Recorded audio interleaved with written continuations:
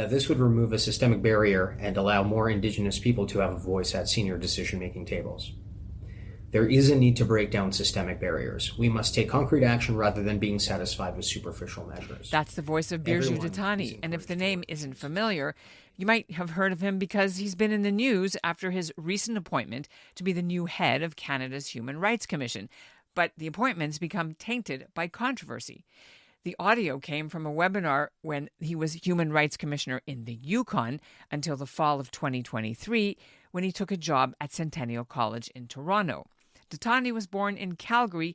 He's trained to be a lawyer. He studied at England's prestigious universities, including the London School of Economics. And until a week ago, he was on track to get the biggest job of his human rights career so far as Chief Commissioner at the Human Rights Commission of Canada. The job's supposed to start August the 8th. He's supposed to keep it for 5 years, and the annual pay starts at $335,000 a year up to $394,000, in that range. It was more than twice what he was making in the Yukon.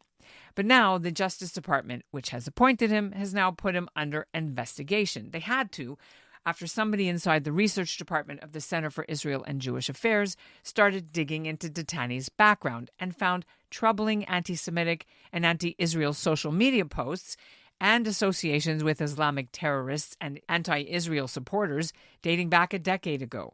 For his part, Dattani's apologized for any harm that his past comments and behavior may have done. He says everything he stands accused of doing back in university isn't exactly the way it sounds, and that he actually finds it offensive to compare Nazis to Israelis. But some Jewish groups say his apology is not accepted and he should lose the job.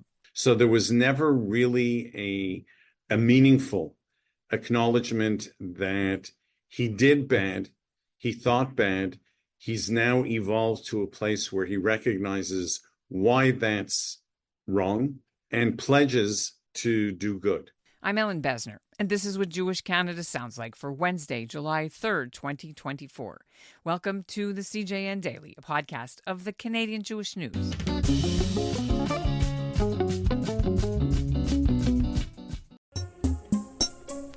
Is life really miserable for the Jews, or are we just glued to a 24-hour news cycle? Should we be worried that so many young rabbis are coming out of seminary as anti-Zionists? And what does Judaism say about polyamory? If you want answers to these questions, well, we don't have any.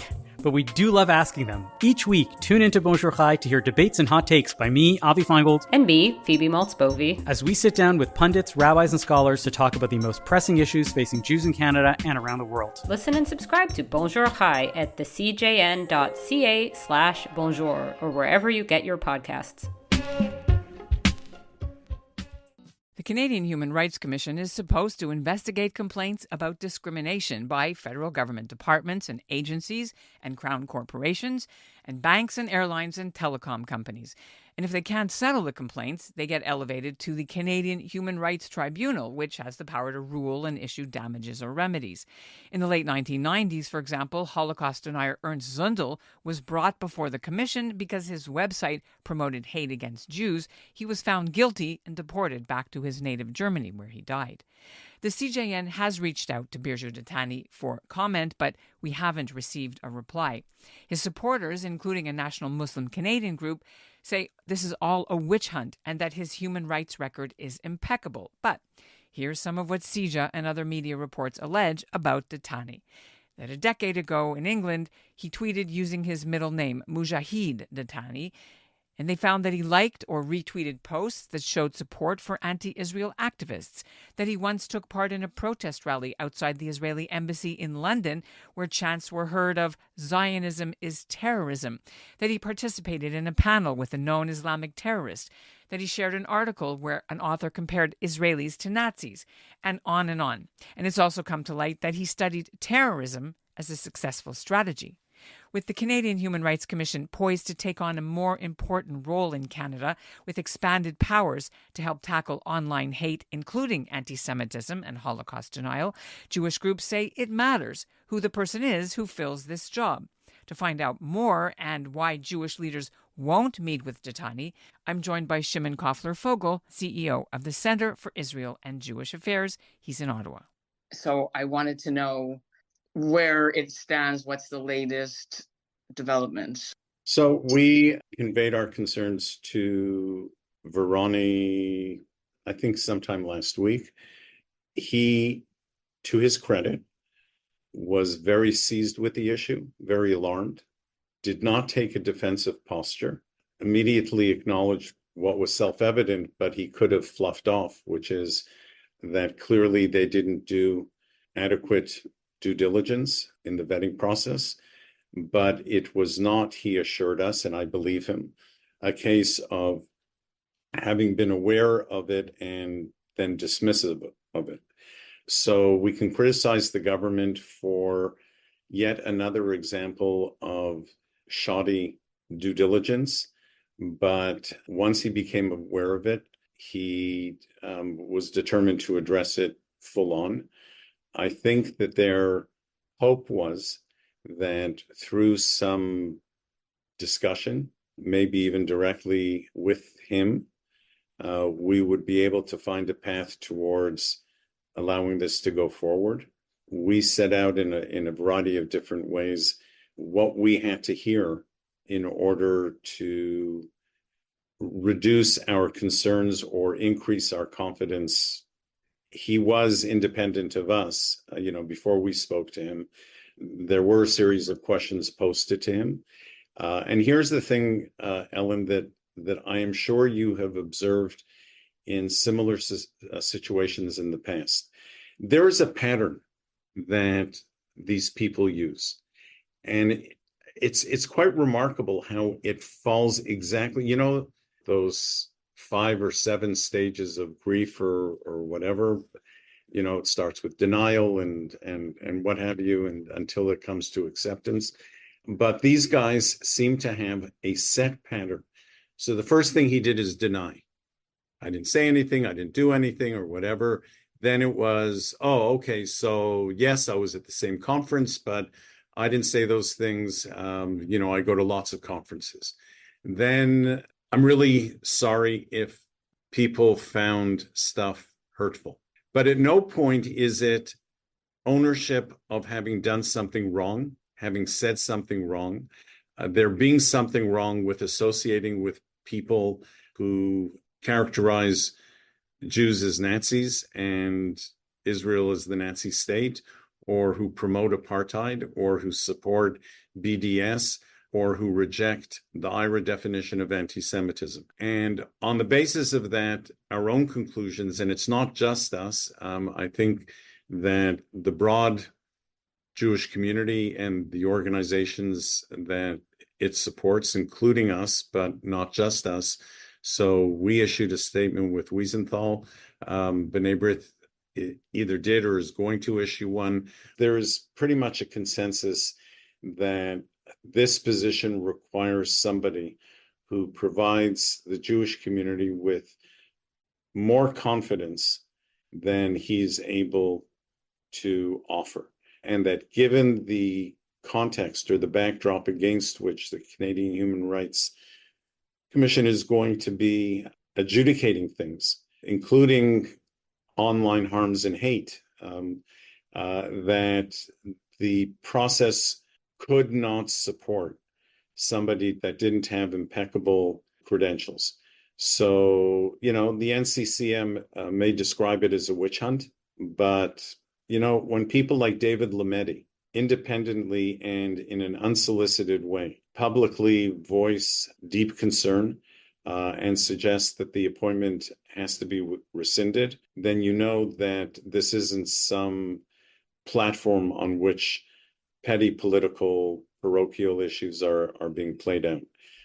How did this first come to light? Was this somebody in CIJA that was doing the digging, or how did we find out about this? How can you divulge that? CIJA has ramped up its own research, and we said, who is he? What is he?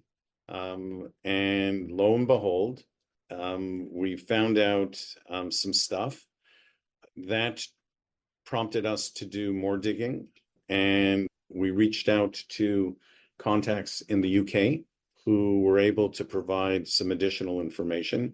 And what's really instructive here, Ellen, is that he knew he did wrong because he tried to scrub his social media accounts. And, all of a sudden, posts that had been there were no longer there. And for some reason, people think that they can actually do that. So Anthony sent out a news release yesterday, House Father, saying that Barju is meeting with Jewish stakeholders to, talk to them. Have you guys, or are you? So he did reach out to us, and we are not going to pursue that opportunity because we feel that it would not be a productive meeting. He has clearly indicated how he's framing his record. It's not something that we accept. He extended an apology, and we're saying apology not accepted. Okay. And it's not because initially we didn't in good faith consider the possibility of engaging and finding a path to, let's call it, reconciliation. The truth is, Ellen, if you'd asked me at the very beginning, I would have said our inclination is to find a way to resolve this. I think that his statements in the meantime preclude that option. And I think the government understands that they made a bad mistake. The fact that they're going to an independent outside investigator to do a review of the situation, I think underscores that they concede that this is not resolvable.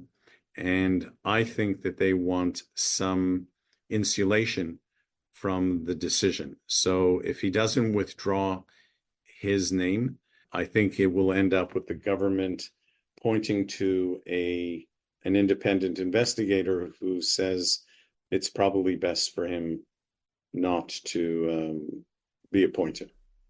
Yeah, the cynic in me looks at David Johnston and his independent report and how he was discredited, and the government stuck with him anyway. But that's just me. So here's the difference, but there's an important difference, Ellen. In the David Johnston report, it's really about government conduct. Here, it's about third-party conduct. So the only thing that the government can be faulted for here is having done a very poor job in vetting, not their own conduct in terms of having to account for what they said or what they did or who they associated with. So they have more latitude to be able to embrace the findings of an independent investigator because it doesn't reflect on them other than as managers of a process. Yeah, well, this is the Leaf Maroof thing slightly. Anyway, so you're not meeting with them. Wiesenthal said no, they're not meeting with him either. Is he meeting with like Federation people or? We are Federation, so no. I can't imagine that there would be any meetings. Maybe he's meeting with independent Jewish voices. So look, the Canadian Human Rights Commission is a really important instrument of public policy and accountability. It is vulnerable to abuse. We have to demonstrate great care in ensuring that it's an institution that benefits from the confidence of all Canadian stakeholders. And it hasn't had a good ride over the last while. That's part of why I think the government was in such a rush to appoint him because there had been a vacancy for so long. But, better measure twice and cut once. Yeah, I mean, this whole online harms and the new Canadian Human Rights Commission. And so the online harms legislation is stumbling along and staggering, and we're not in the best place that we could be. To be honest, some of our adversaries are exploiting that reality and trying to sneak in all sorts of things that really don't have a place there, including anti-Palestinian racism, which means nothing. It doesn't even have a definition. And that's what Jewish Canada sounds like for this episode of the CJN Daily.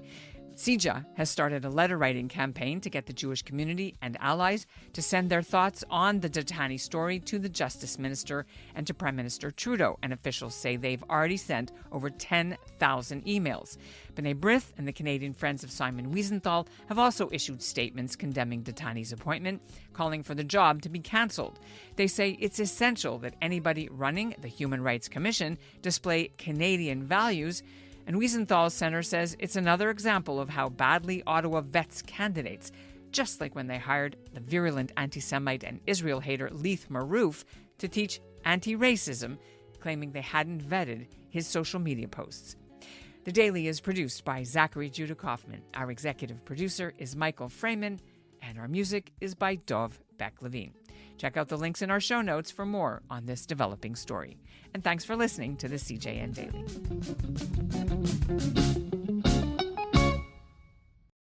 Y'all remember that joke from Airplane? The old lady asked for some light reading. How about this leaflet, famous Jewish sports legends? But in actuality, that's changing. Jews are crushing it in sports around the world, and we are here to celebrate them. Sandy Koufax gets his 10th strikeout. Zach Hyman, his first career hat trick. 41 points for Diddy Avdia. It's Sue Bird's building. I'm Gabe. And I'm Jamie. We love Jews and we love sports, but most of all, we love kvelling over Jews in sports. Together we host Menschwarmers, the longest running Jewish sports podcast in the world. Listen and subscribe at thecjn.ca and wherever you find your podcasts.